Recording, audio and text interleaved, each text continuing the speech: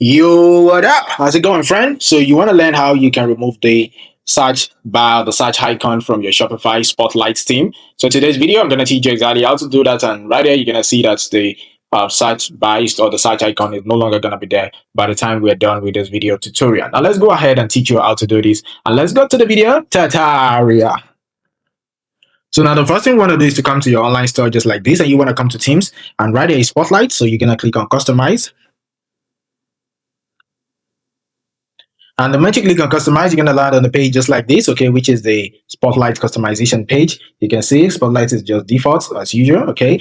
So now what you want to do is to come here to the header section, okay. You want to click on header, all right. And right here is the header. So you want to come here to header, and right here you want to scroll down to this part that says Custom CSS, and you want to scroll down right here, and you're going to paste something here. So right here, you're going to come here to this. I'm going to give you access to this doc file. So you copy this, and you come back and you paste,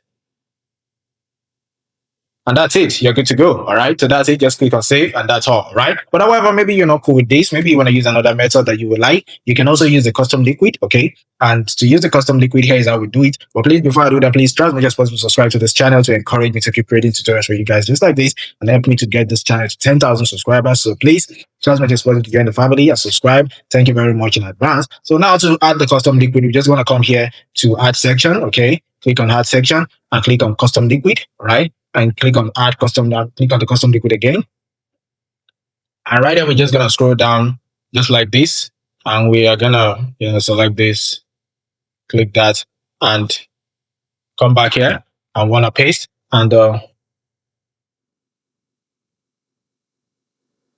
oh, sorry, I forgot to remove the header code. All right, so let me just I forgot to remove the header code. So let me remove this. Sorry. Yep. Yeah. So now the icon is back.